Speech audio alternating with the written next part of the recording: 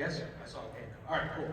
Hi, I'm Colin O'Brien. I'm the orchestra director here at Reservoir High School. Welcome to the Orchestra Winter Concert. And if you're not new, if you've been with us before, we've been doing our winter concerts this year a little bit differently than previous years. This year, each of the disciplines has done a theater type situation. Tuesday night, band had a whole bunch of their middle school kids come and join them on stage for some side-by-side pieces. Last night, our choir director, Dr. Knopf, did a whole mini community performance, which was really cool. The Limekiln Choir came up and sang, the Murray Hill Choir came up and sang, and then all of our vocal groups did, and then they did a whole thing together. What we'll be doing tonight is you'll hear the concert orchestra, the chamber orchestra, and then we're going to pull a whole bunch of our middle school friends up on stage to play a whole piece together. And I just want to say a couple quick things before we get started. There's a lot of talk every year about the things that are wrong with education. And when they try and when people talk about wanting to fix education, they talk about things like the teacher pay and schedules and class size and budget and all that. And the reality is that education is built on one thing. It's built on community. It's built on community inside the building. It's built on community outside the building. Schools are only as good as the community that they are a part of. Those teachers, those staff, and those students inside the building, and those families and schools and buildings outside in the community. Reservoir is lucky to have a really, really outstanding community that is built on. I've been here since we opened in 2002, and I love this school. I love this community. This is my home. So when I hear people talk about the things that need to be fixed about education, my word to them is community, and go and look at what it is in the community that needs to be reinforced, that needs to be strengthened, that needs to be brought in. All right? Reservoir isn't a broken education system. Reservoir is a wonderfully productive, wonderfully supportive educational community, and it is that because of our feeder schools, because of the neighborhoods that these kids come from, and the staff and the students and the administration in this building. The Reservoir Music Department is about community. Reservoir Orchestra is about community. So I just want to thank you for coming to our community tonight, and please enjoy the concert orchestra for Reservoir High School.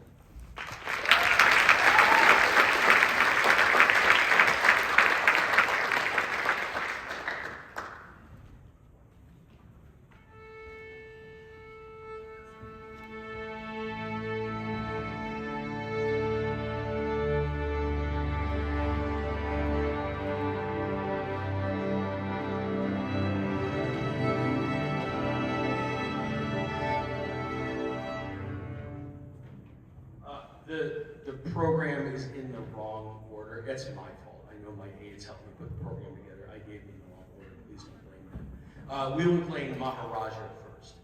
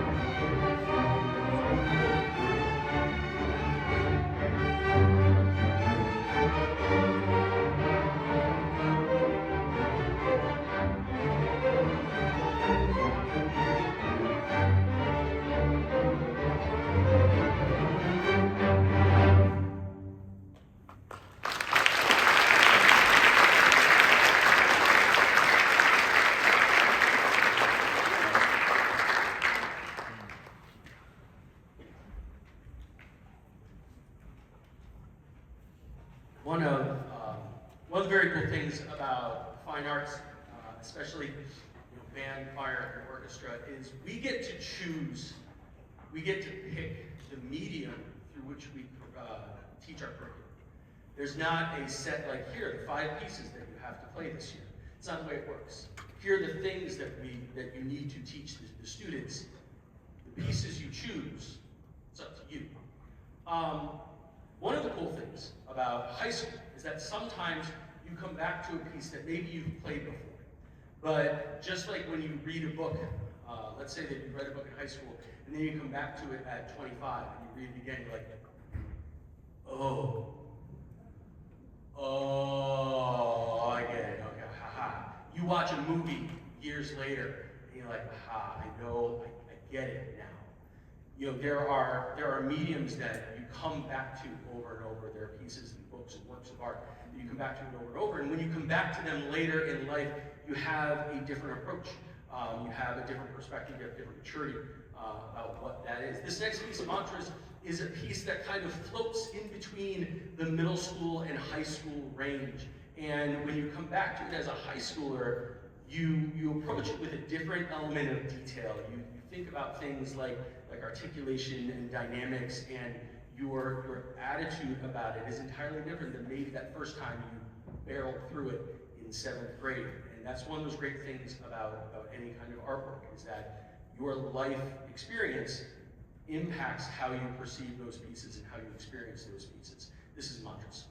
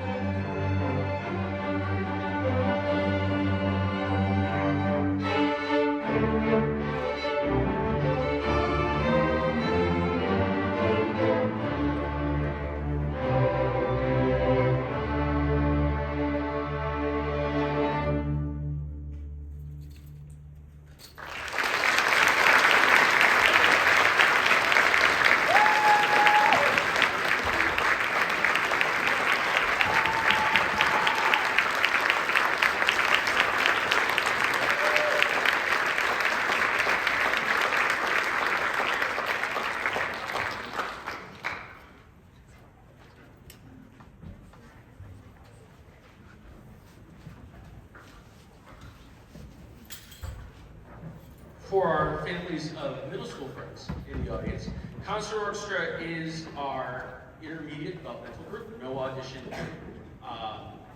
And they have the same scheduled concerts that Chamber Orchestra has. They go on the spring trip, they go to assessment, they do the same number of pieces. So this is our Concert Orchestra coming up in just a second. We will have Chamber Orchestra. We have a quick little set change here. Concert Orchestra meets every day. It's great. We have Concert Orchestra kind of in the beginning of the day. It's third period. It's right before fourth period. Everybody's kind of settled into the day, and then we have 45 minutes of making music together. Chamber Orchestra coming up is fourth period, and they have that every other day for 90 minutes. It's good to have a little bit of a longer period. The Chamber Orchestra, you focus on music that's a little more difficult, needs a little more detail. Chamber Orchestra is kind of like orchestra AP. I talk about all the time, and we'll talk a little bit about the kinds of pieces that they do in just a minute. All right, well, they're getting settled. I'm going to talk a little bit about our first piece that Chamber Orchestra is doing. Next week's trees is a piece by Viet Cuong. Viet Cuong is a very, very quickly becoming a very sought-after composer in the U.S. He originally from Vietnam, he went to Peabody, and Next Week's Trees was originally written for marimba quartet and 2 solo strings.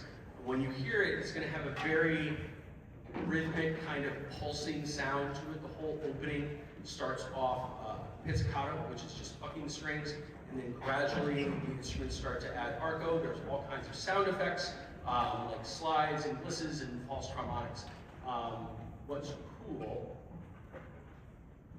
so we are settled. What's cool is that the way the music works is it's kind of like puzzle pieces.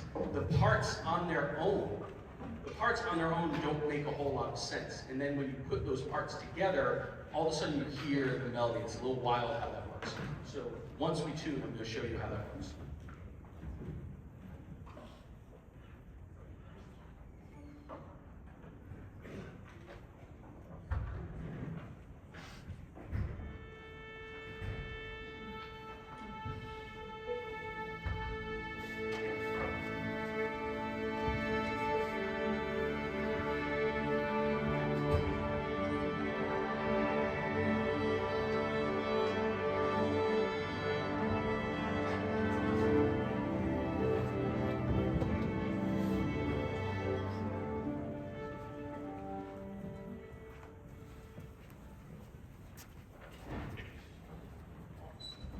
Forgot something.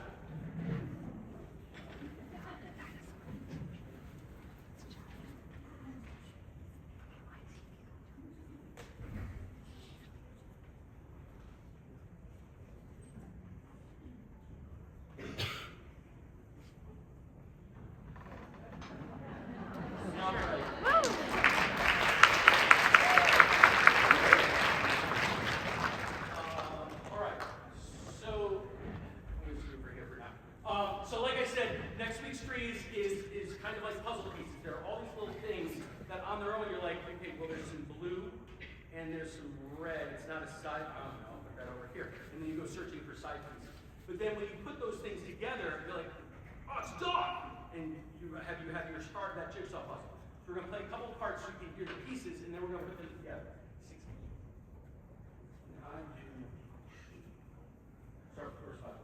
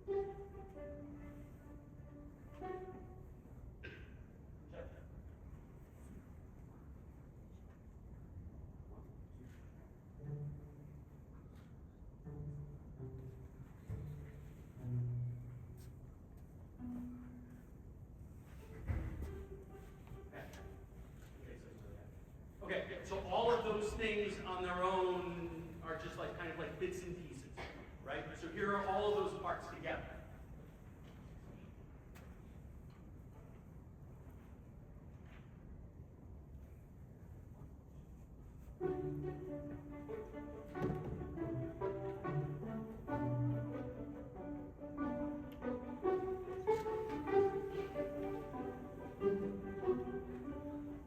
All of a sudden, you have this. We're going to do one more section. One thing.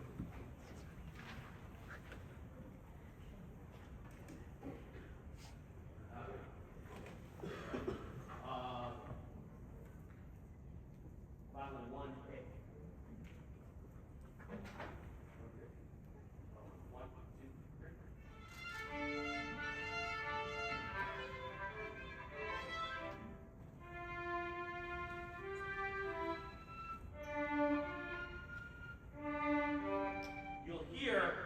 Those first sets of arpeggios sounded like they sounded bad.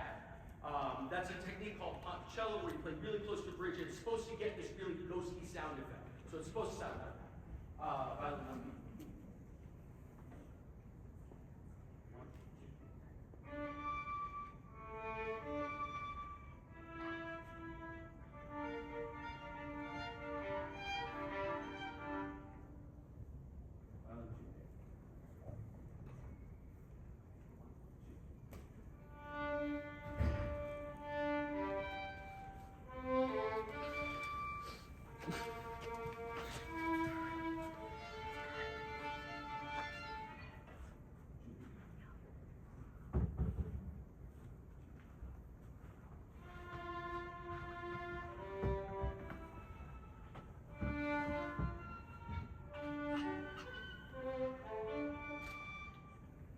Hearing is these things called false harmonics, where they have to start from a closed note and then snap the string open to a harmonic where it's closed with one finger and lightly touched with the other, and you get that ghosty single note sound.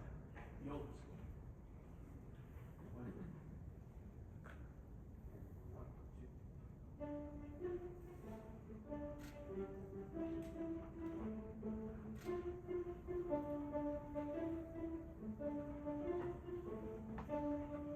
Very 1980s Euro trash. You don't get that. Cello. Here we go. One, and one, two.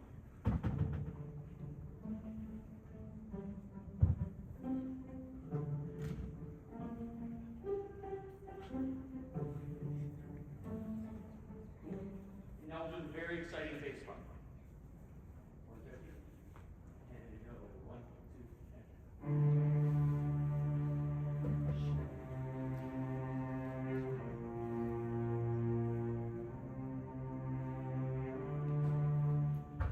Puzzle pieces, all these different things, here it all is together.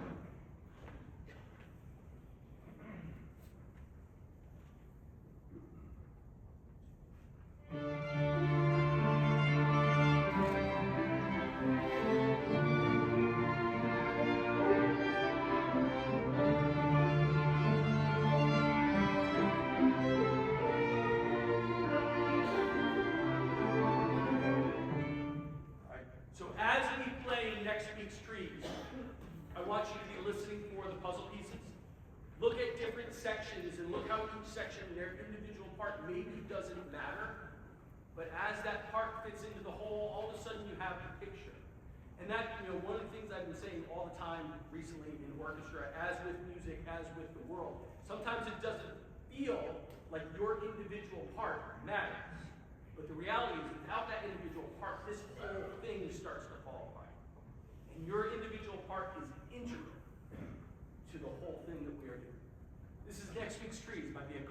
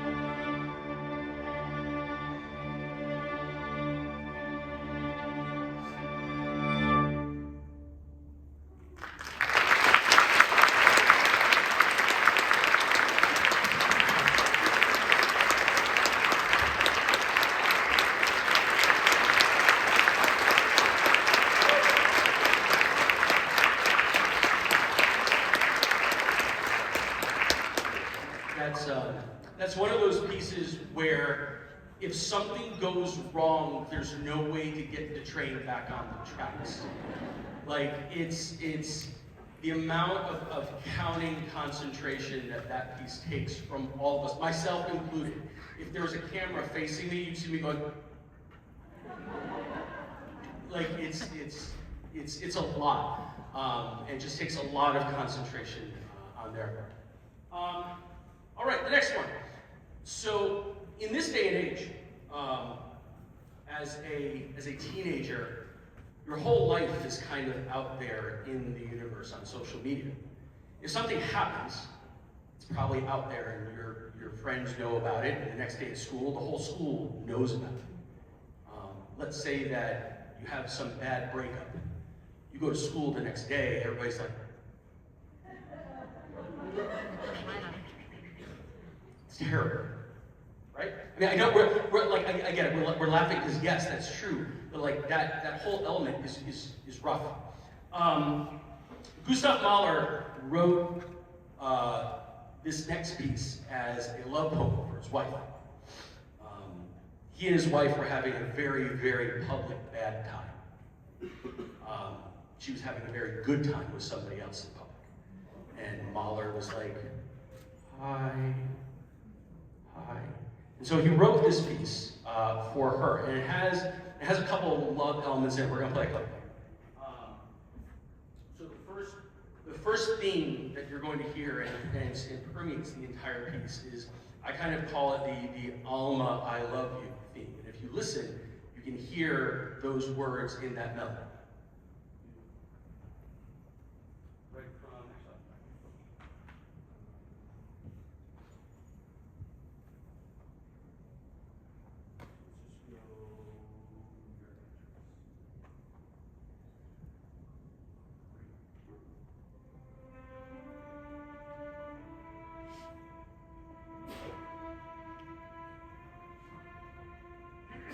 you're going to hear that a whole bunch of times over the course of this piece. That's that Alma, I love you. Each time, I get yelled at when I go to sleep. I shouldn't say. I don't get yelled at. DK's parents tell DK that I need to speak into the mic more. And I myself, as I get on in years and I age like fine wine, my hearing ages not like fine wine. So I get it. So you're going to hear that Alma, I love you theme throughout this piece. And I want you to listen for it each time it comes up, because each time it happens, it's going to have a different character to it. And most importantly, the last time it happens, it has a very different character. Because the reality is that as Mahler was writing this, he knew it didn't matter. And as he gets to the end of writing this piece, he knows that she's not coming back. So that last I love you,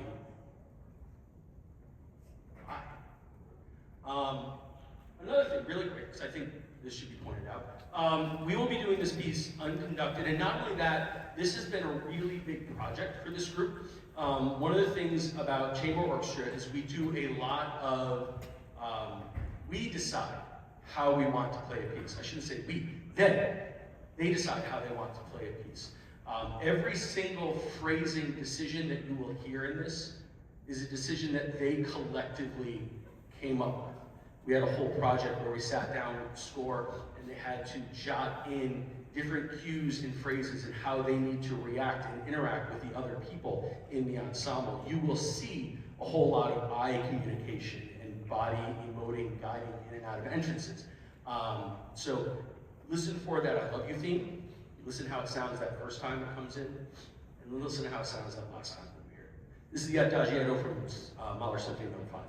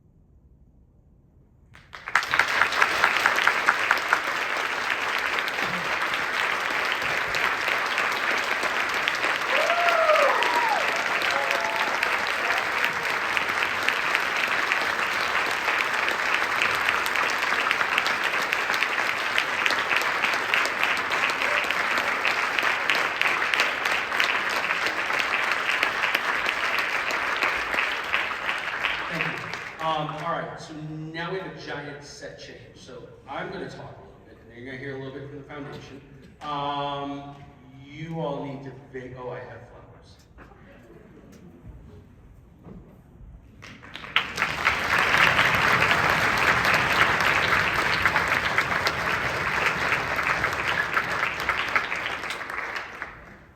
I'll tell you, it was really cool getting to play with them on that. I don't get to do that often. A lot of times when we do something unconducted, I just awkwardly stand in the wings out here, and I'm like, yeah. So it was really cool to get back there and play with them. So what's going to happen next? I am extremely lucky. I have 3 outstanding theater programs, directors that I have outstanding relationships with. You all need to go do the thing. Middle school friends, you're going to file around the back and into the band room, back down that hallway. Concert orchestra friends, you're going to follow down into the theater hallway. Oh, scheisse. Move my face.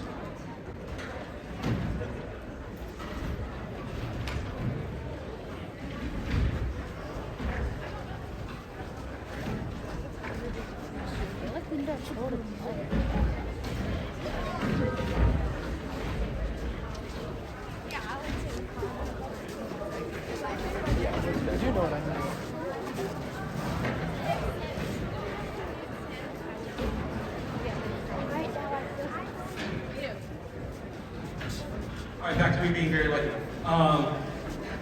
I have 3 great theater directors in Darren Craig Jen Redder and Eric Ricciarelli at Hammond.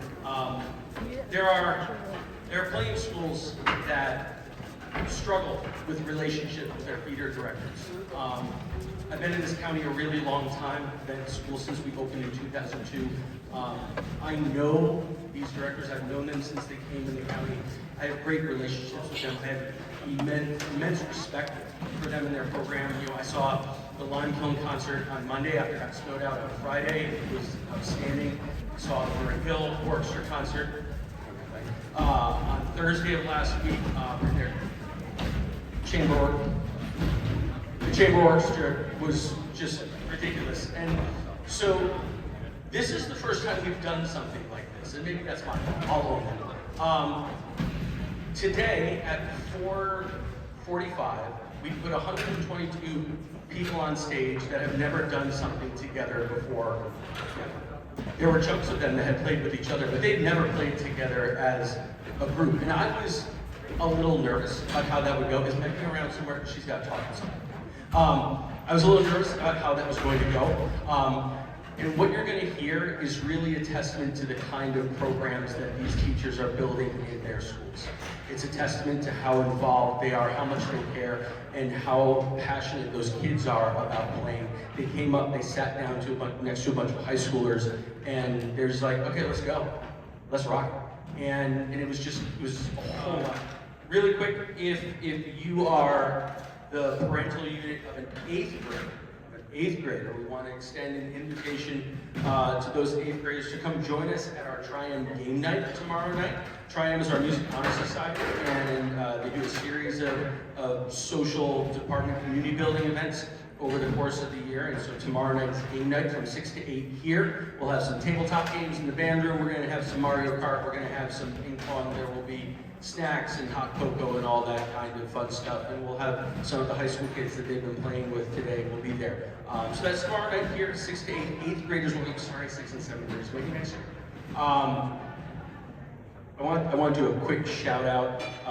The machine you see behind me is our ops committee. This is the brainchild of Jeremy Wong, who started last year as a means of really organizing how we do all of our stage setup, and when we have visiting schools come, how they handle that, and it has become just like I said, a machine. Like it's organized, and they got kids signing up for different events, and it's really, yeah, absolutely. Yeah. They're not even paying attention. They're working. All right. In just a minute, I'm going to go gather the troops that are hopefully patiently waiting outside. It's really cool that I have siblings on stage now in middle school of people that have graduated. I want to do this long enough to get a kid of a graduate to come up here. That's my goal. That's what I want to do. I'm at 25 years now. I think I need, probably another 5, 6, 7, 10 maybe to ensure that happens. All right. Ready. Enough got me. All right. One more time. I want to thank a couple people really quick. I want to thank my outstanding administrative team. Dr. Shorters, our principal, is here tonight. Thank you very much.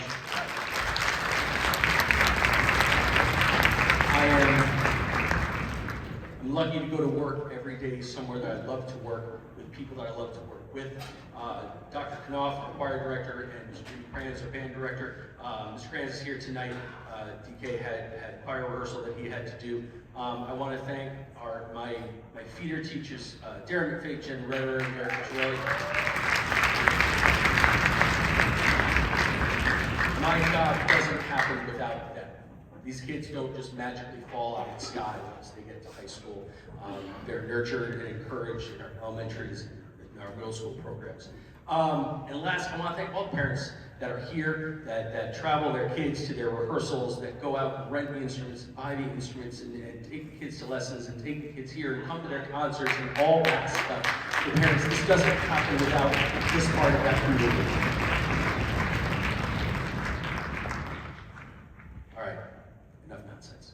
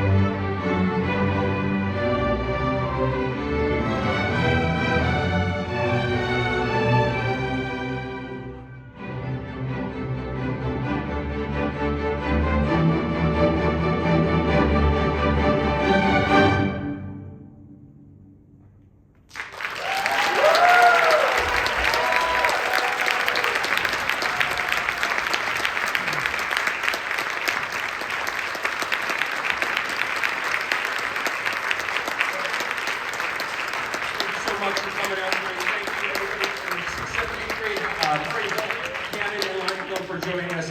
Have a good night. Have a great holiday season. Thanks for coming out.